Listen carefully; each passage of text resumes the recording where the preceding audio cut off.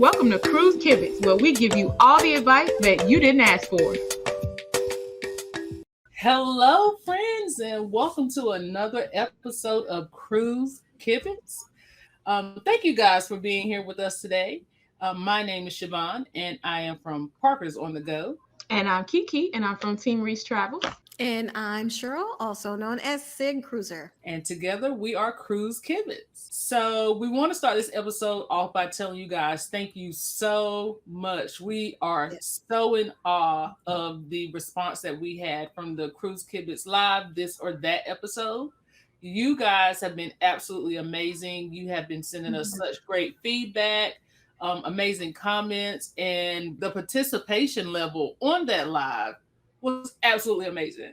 Yes. So thank you guys so much for that. And especially we want to send a shout out again to TP for suggesting that live to us. It really made us really examine what we want to do with this podcast and let us know that you guys are listening to us, because it was an amazing time. So once again, thank you guys for being there for us. And also thank you for bringing up the suggestion that we should A, do it again, and B, have a group cruise. So we may be, kicking around a little idea here and there. You never know. You never know. We might put our thinking caps on and come up with a little something for y'all. Well, with that being said, today's episode, we want to bring to you guys a topic of booking multiple cruises a year and what you can do to actually do that very thing, booking multiple cruises per year. Let's start off with how far in advance you can book a cruise and have it make a difference as far as being able to book multiple cruises a year. A suggestion I would probably have is maybe book as far out as 2 years in advance. That'll give you time to make payments. That'll give you time to put down lower deposits. That'll give you time to catch sales. So as far as being able to book multiple cruises a year, that's one option that you could actually use in order to do that. One tip that I have is, if you can, be flexible with the days that you plan to sail.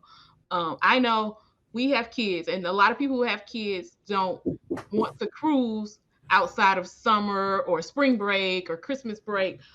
We have decided that it's worth pulling our child out of school for a few days in order to make the cruise work at a time of year that's a little less expensive for us. So we tend to cruise in September because that's our anniversary, but that's also hurricane season. So the prices are a little bit better because you're taking a chance. Thankfully, we've never had an issue.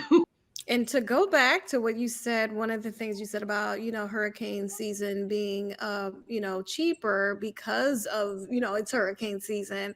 I would tell people, I know some people are afraid, what if a hurricane happens? But remember, the ships they have great technology to where they can track storms and everything. So they tend to stay away from the hurricanes. However, if there is ever an issue, from my experience, they will compensate you very well for it, or they may compensate you. I can't say 100% guarantee if you're going to be happy with it, but for example, I was caught in Hurricane Dorian. It was a 4-day cruise. It ended up being a 4-day cruise to nowhere that they refunded us for, plus gave us 100% cruise fare on the next cruise to book.